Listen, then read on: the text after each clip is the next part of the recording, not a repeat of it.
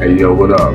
Once again, this is Big Jason, District 25, Greenville, South Carolina, if you didn't know, aka Red Flintstone.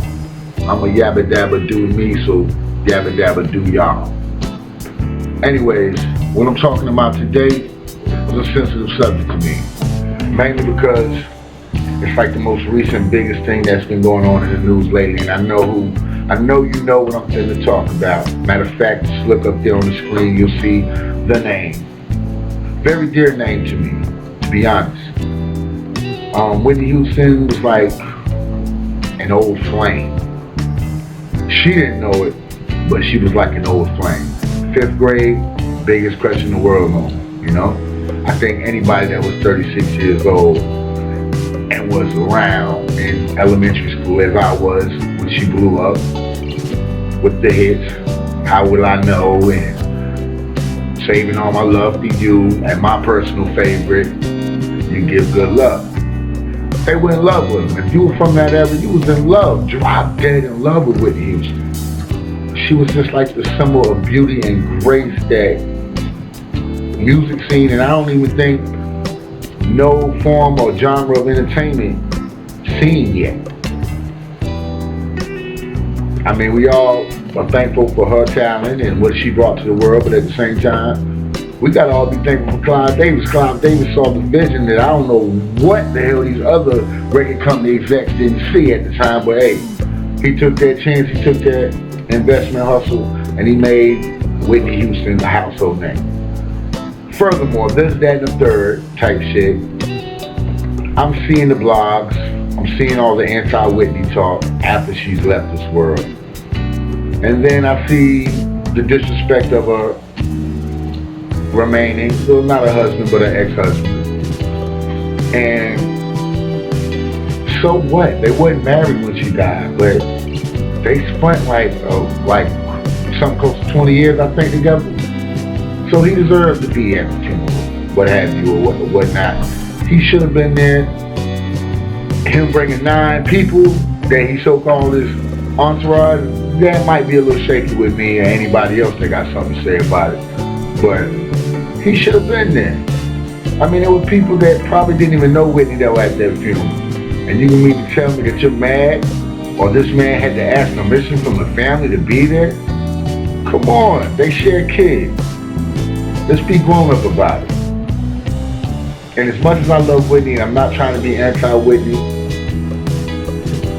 I'm not trying to slander her soul or whatever, but she's from Newark, New Jersey, and I know cats from Newark that done told me that she was out there before she even knew of her fucking Bobby Brown. It just got out of control, just like most drug habits do. And that's the thing. We like my little drugs as I speak. But at the same time, this is what I wanted to bring up. This is the main reason why I sat down and I said, look, I'm going to do a YouTube thing because I got something to say about it. Everybody that got something to say about drug use and the people that do it. You never even did a blunt, snorted a line, hit a piece of crack, dropped a piece of acid, popped the X-pill.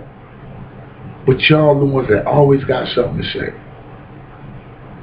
You might not do drugs, but I bet you're enabling somebody in your family to do them. And at the same time, you call yourself praying for them at the end of the night. Stop the madness. Get the fuck out of here with that bullshit. If you never walk the walk, you can't even halfway talk the talk. I've been there. I've done that. I mean, I'm 306 pounds right now as I speak. But 3 or 4 years, that wasn't the case. 3 or 4 years ago, that wasn't the case.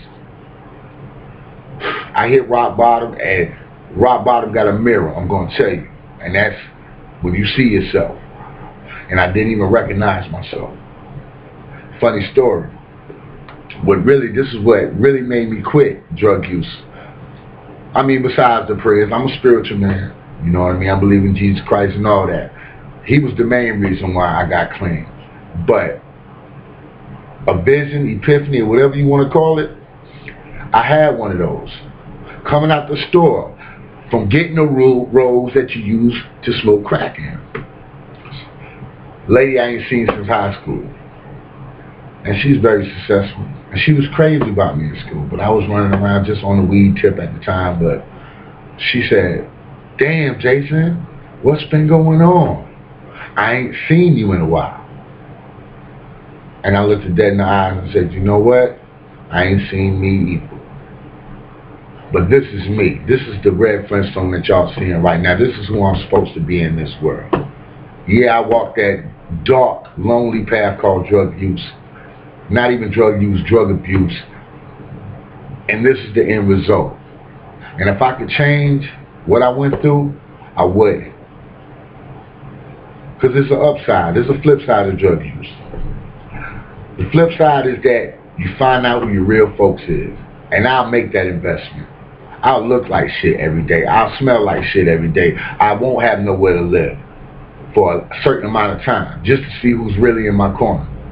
And you know what? When that bell rung, I didn't see too many people in my corner.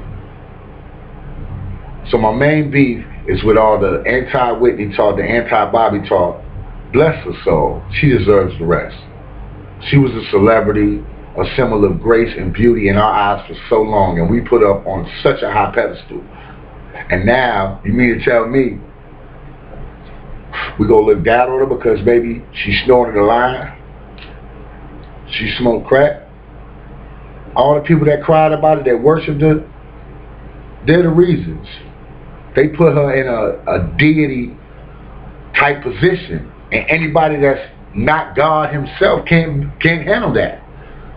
We made Whitney Houston a god. We made Michael Jackson a god, so to speak, in the entertainment field.